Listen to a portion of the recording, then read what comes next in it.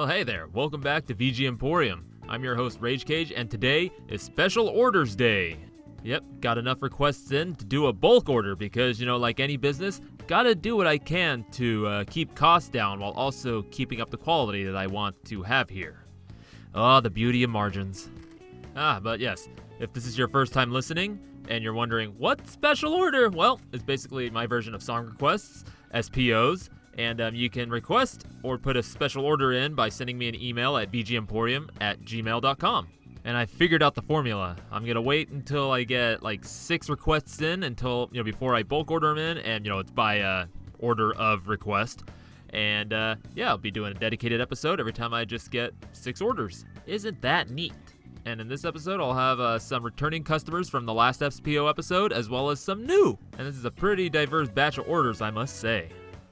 So without further ado, this first order comes from a returning customer, Professor Tom, of the Shujin Academy VGM Club podcast. And the track that he ordered in was Layer Cake from Persona 5, composed by Shoji Meguro. And he added a little note to his order saying, I listened to the Shop Tunes episode number 2 of VGMporium, and I liked it. I wanted you to play Layer Cake from Persona 5, but you didn't, so I'm formally requesting it. And I gotta say, from my observations of this guy, that he's a little obsessed with the music of Persona, kinda like how I'm a little obsessed with the obscure FM tunage and chiptunes. We all have our quirks. So now a bit about this track, Layer Cake. It is the theme for the weapons shop in Persona 5 called Untouchable Airsofts, or in Japanese, Military Shopu Untouchable, and it's run by the fellow Munehisa Iwai. And as the English name would suggest, he sells airsoft guns, the kind that fire those little plastic pellets. But it's basically a front because, the protagonist, this guy will sell them weapons, melee, long range, armor, even like some special items. And you can sell treasures that you find throughout the game to this guy as well to, make cash to buy more weapons. Now, as far as this actual song goes, I'm really liking it. It's funky, jazzy, like most Persona 5 music I've been hearing lately. I haven't actually been actively listening to it, just mostly hearing it from other podcasts.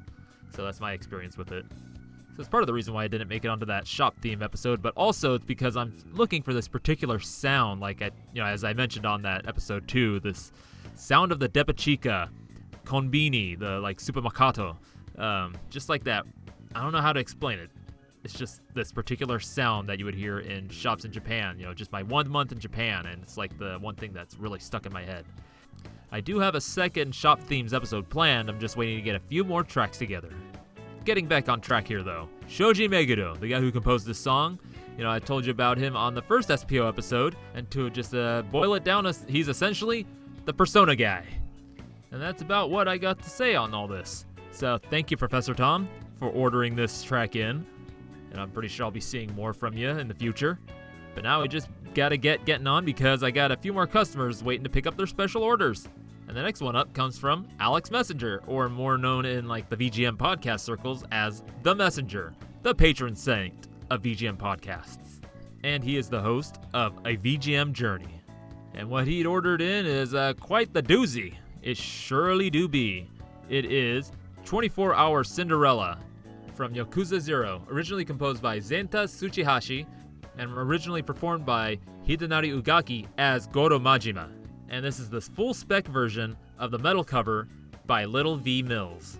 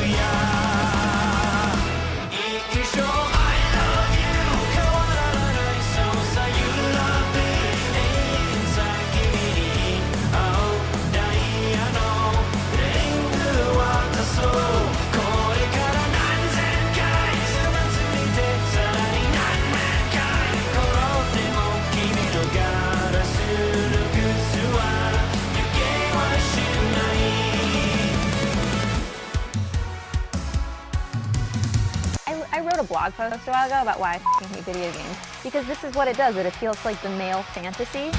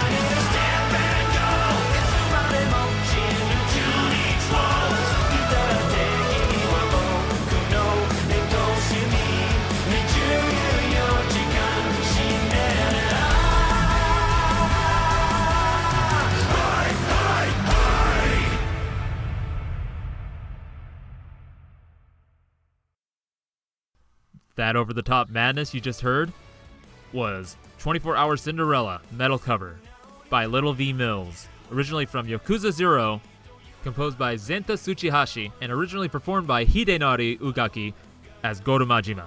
And that was requested by Alex the Messenger of VGM Journey. And I'm going to be honest here, this is not something, either this or the original version, that I would actively listen to. I could probably appreciate it in the context of the game, which I haven't actually played any of the Yakuza series. I've been meaning to. In the context of the character Goro Majima, who sings it in like a karaoke form, and I guess there's like actually a big old number or something at some point in the game. And from what I understand, he's a pretty ridiculous character. Like in Yakuza 0, he's a little bit more subdued because, you know, he's early on, but like in the later or earlier games, but later in the timeline, he's like this psychotic, super over-the-top madman. But outside of context, I've never really been able to get into this kind of music, like, you know, this kind of like, you know, anime opening or like song number and video game music and stuff. It was just kind of, just never grabbed me. And so, oh, what's this? Hold on. That's my 2-month-old kitten. Hold on. Come here, you little goblin. Yeah, there you go. Yep, this is Kutsu. And this guy's always purring. Here, take a listen.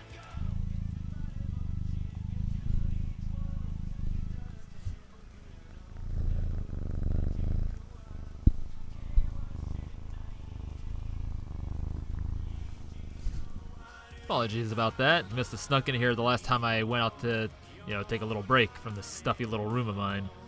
So he's out now. I'm just kind of glad I caught him before he decided to start climbing all over this little table of mine, you know. Yeah, he likes to get into stuff. He actually just recently gained the ability of the high jump. Not full power yet, but yeah, he's starting to get into places. Oh, he's starting to get into places.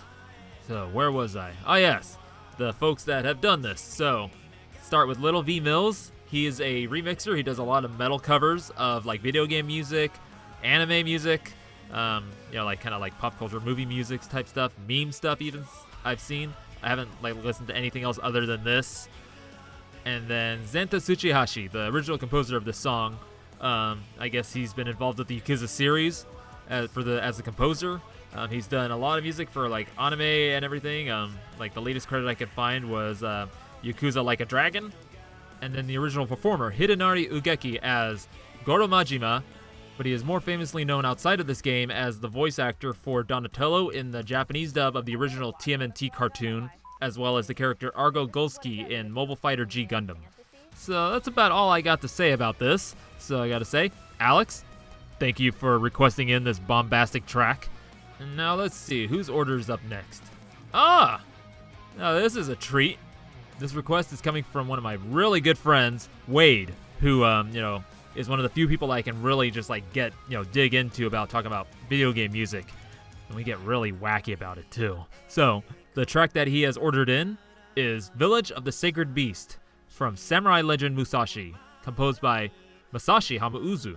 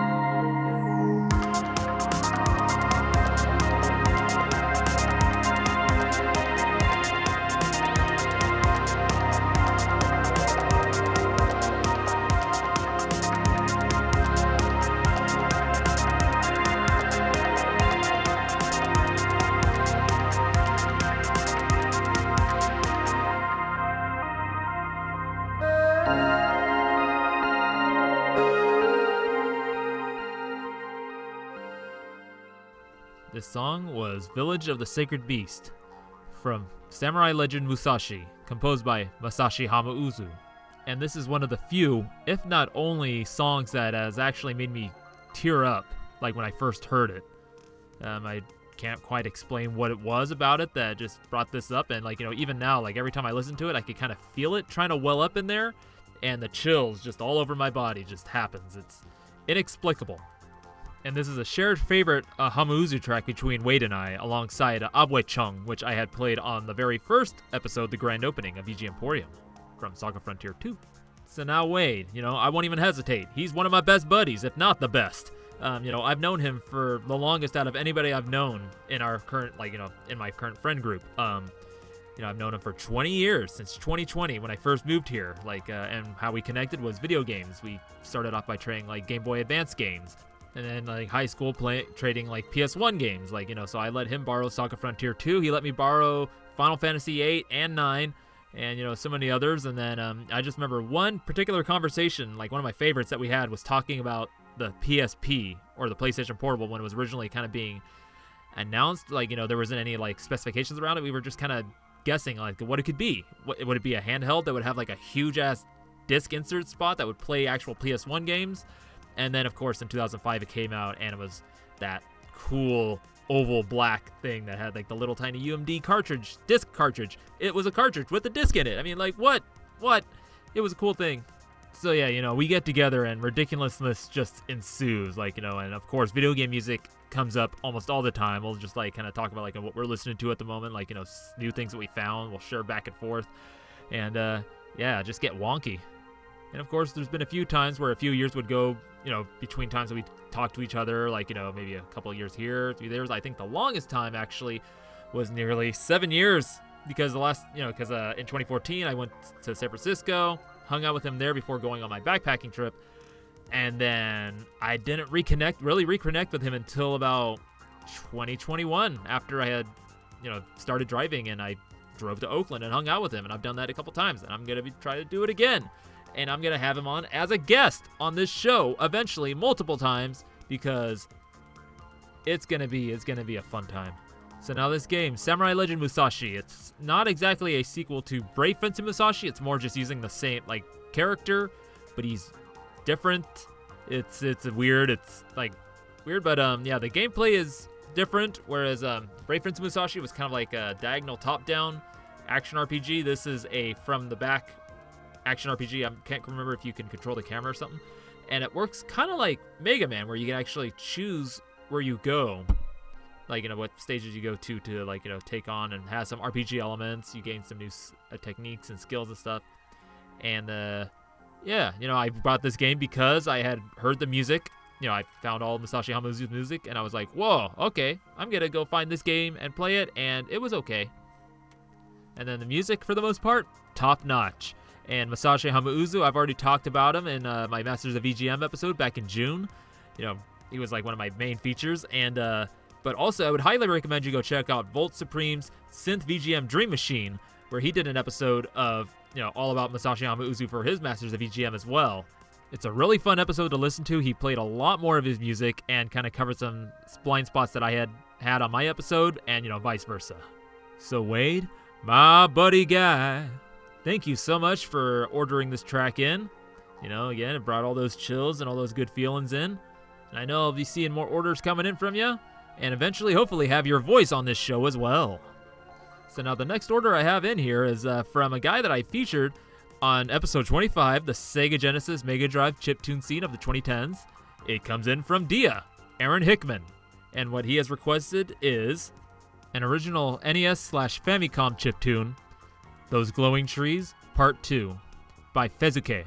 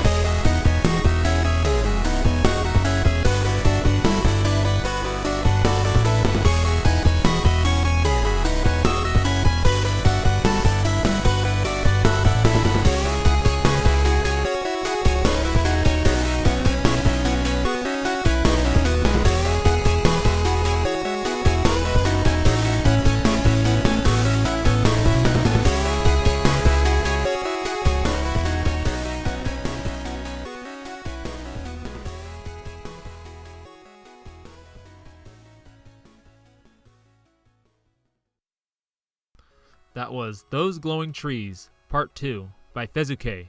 It is an original NES/Famicom chiptune using a combination of the VRC6 and 4 of 8 of the wavetable channels from the Namco 163 expansion chip. And this is special ordered in by Dia. And part of me's still amazed that I haven't heard this until now, and I said the same thing to Dia, and he said that, right? Dread might have sent this to me years back, or maybe it was on my chiptune feed on SoundCloud. He can't quite remember, but yeah, I'm just still baffled how this just eluded me all this time until now. But, there's also so many chiptunes that have been going on for the last 10, 15 years now that, it's pretty easy to miss, some of them. So, like this one, Fezuke, like I said, I had never actually heard of until Dia just showed it to me. And, yeah, I went back, and he's been doing it for 10 years, since 2012, and all of it's really good, all NES chiptunes. But you wouldn't be able to go off that by his profile picture, because it's a photo of Kirby, but with, this huge rictus smile and blood all over him, and, these really angry eyes, and it's going to be on the title card, so you'll get to see that. So now, you may be a little baffled as to how I mean that this is composed with 2 sound chips. Well, with Fami Tracker, or maybe it could have been at this time OOC Tracker, or 00C Tracker, or whichever it is, you had to run 2 instances. So, one instance would be VRC6, the other would be Namco 163, and then you would just compose, both of them side by side, and then you'd be able to actually sync them to where, you played one and the other would play along with it, and that's how you get it. And how I found out what the chips they were using was in just a comment, and also in that same comment, he mentioned that he used the samples from Esper Dreams 2, which I featured a couple times on my show already. But now you may be asking, how did he get 2 chips to play at once? Well, that would be because, running 2 instances of Fami Tracker, one running the VRC6 expansion chip and the one running the Namco 163 expansion chip, and then they just get synced up and they can play at the same time at the same BPM, hertz, whatever you want to call it, and then you export it to WAV. I think you can export it to NSF. I'm not sure how that functionality works between 2 instances at once, but yeah, it's kind of a cool little trick. And any other chiptunes you'd never expect to see matched together, that's how you would have to do it. Run one instance of one program and an instance of another. Until now, within the last year, there's been a tracker called Furnace Tracker that actually emulates all these different sound chips. I think it's up to 50 now, and it emulates all the NES expansion chips. So now you can actually have all of them going in one instance of a program. Or you can mix it with other sound chips. You can have the 2A03 with the YM2612, or have the SID chip along with the VRC7, or whatever combination you want, or you can just pick and choose an individual channel from each chip and just put them all in there and just go crazy. I haven't had a chance to mess with it because I've been having a hard time transitioning my brain back to desktop work, because I've been using Diplomask on my phone for the last almost 3 years now, because ever since the pandemic, the shutdowns of the pandemic started in 2020. So yeah, that's gonna be a process. But when it does happen, I'm going to have fun just kind of messing around with all these combinations I've been kind of wanting to try out for a while. And Dia, I'm hoping to see you playing around with this thing as well, because like I said, all those combinations are insane, and I just love to see what you'd be able to do with it. Thank you for this request. I'm going to be checking out, Fezuke's back catalog, and if this track is anything to go off of, it's all going to be good. So this brings us to our second of the 3 returning customers. This is a request from Jameson, host of Bar Silence, a VGM podcast, and what he's requested in is Like the Wind from the game Elemental Masters, composed by Toshiharu Yamanishi.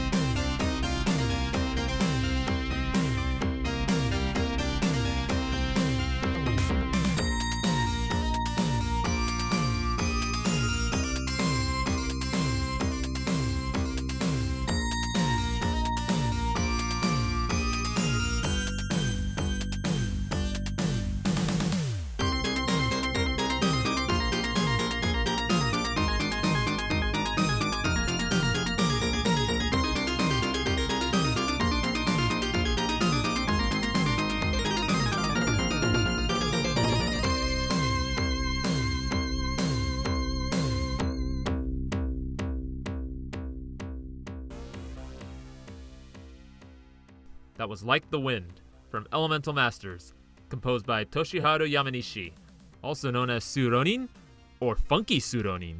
And that was special ordered in by Jameson, host of Bar Silence, a VGM podcast. And there's a little note that he left on his order card here. It says, I love everything about this song by Toshiharu Yamanishi. This whole soundtrack is 1980s synth to the max, but this particular track's constant bass notes and synth bursts make this one stand out to me. This YM2612 stuff is incredible. Technosoft soundtracks are always so good. Yeah, and the reason why this sounds so good, and may sound somewhat familiar to some of you that are Mega Drive heads, is that Toshiharu Yamanishi also composed the music for both Thunder Force 3 and 4, as well as Dragon's Fury, and of course Thunder Forces 3 and 4 have just astounding soundtracks on the Sega Genesis Mega Drive. Just everything about it just sounds so good. And whereas Jameson likes that pulsing bass tone, I'm really all about that percussion. Because, a lot of times when you think percussion made just using the FM on the Sega Genesis, you think kind of like tinny, twarpy, not twarpy, but kind of flarpy, flat, kind of like no body to it. But when it's done right, like this, it's just like so much better than, what the sample channel could do at times. And Toshiharu gets it right. So now, I've already told you he did Thunder Force 3 and 4 on the Sega Genesis. He also did Devil's Crush on the PC Engine / TurboGrafx 16, which was then ported to Sega Genesis as Dragon's Fury.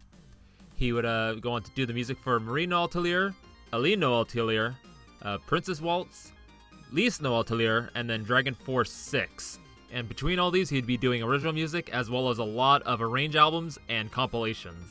Not much more to say on this other than that, Elemental Masters is a pretty dang good OST, and I would recommend you go check it out. So thank you, Jameson, for ordering this in. And that brings us to our last special order, and this one comes in from Martyrus, host of VGM Podcast. And wouldn't you know it, it's a cover of Emerald Coast from Sonic Adventure, originally composed by Jun Senoue, Kenichi Tokoi, and Fumi Kumatani. And this is Emerald Coast VRC6 cover by JX.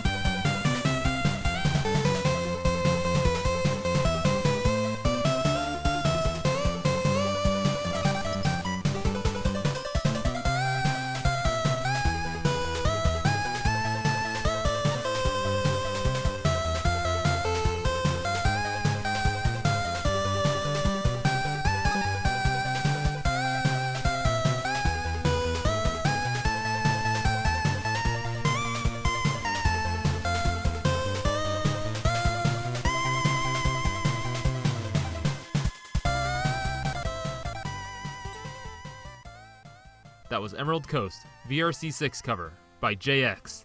The original track being composed by Jun Senoue, Kenichi Tokoi, and Fumie Kumatani. And that was special ordered in by Martyris, host of VGM Podcast, a podcast that specializes in remixes, covers, and rearrangements of video game music. And one thing I gotta say is that bass is pretty dang beefy and gritty, and that's due to the use of the sawtooth of the VRC6 along with the triangle of the stock NES sound chip. And just using that to kind of get like that almost kind of a dat Sunsoft bass tone, but still being able to use that sample channel for the percussion. This is all together well put together arrangement by JX. And this guy has done does a lot of like NES Famicom chiptune covers of Sonic music, as well as original music inspired by Sonic music, so it kind of sounds like Sonic music, but done with like the NES sound chips. And this kind of brings me to, he does have an alternate account on SoundCloud called JX Alt, where he uses other sound chips to do more covers. For example, he did one of Lupin the Third's theme using patches from Mega Man The Wily Wars, like Sega Genesis, and it sounds pretty good. As far as these three original composers, Jun Senoue, Kenichi Tokoi, and Fumi Kumatani, I already talked about them on my Sonic the Hedgehog Zone Act 1 episode, which actually featured my nephew talking a little bit about Sonic music, and that's a fun one to check out. And I can definitely say that JX will show up, if not on Act 2, then Act 3 of Sonic Hedgehog Zone, because what my plan is to do Sonic Hedgehog Zone Act 2 about remixes about Sonic music, and then Sonic Hedgehog Act 3, which will be talking about music that, original music, but it is inspired by Sonic in the way how it sounds. They are going to take a while to get to because there's a lot of remixes and a lot of original music inspired by Sonic the Hedgehog music. A lot.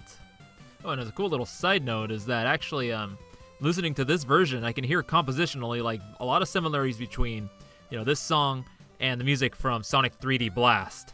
And a cool little factoid is that a couple of the stages in Sonic Adventure actually reuses music from Sonic 3D Blast. Those being the music for Panic Puppet being turned into Twinkle Cart for Twinkle Park, and Green Grove being turned into The Air for Windy Valley. So it's kind of a fun thing to just go listen to these side by side and hear what changed and what stayed the same. So Martyrs, I'd like to thank you for ordering this one in and helping to add to the stockpile of stuff that I'm trying to get ready for my next 2 Sonic Hedgehog episodes. So yeah, and I'd like to thank everybody else who has special ordered stuff in for this episode. So that's Martyris, Jameson, Alex the Messenger, Wade, Dia, and Professor Tom. I'd like to thank you all for doing business here at VGMporium, and of course I'll be linking their respective sites on the show notes, like be it for their shows or music. And to all of you folks listening, remember, you can send a special order in to VGMporium@gmail.com, and I will, like I said, stockpile them up and then play them in a batch. So now where can you find VGMporium elsewhere is on Twitter, Instagram, all your favorite podcatchers such as Spotify, Apple, Google, Audible, and then you can find myself, Rage Cage, at Twitter, Instagram, on SoundCloud for all my original musics, as well as Facebook sometimes. Thank you all for stopping into VGMporium. See you next week.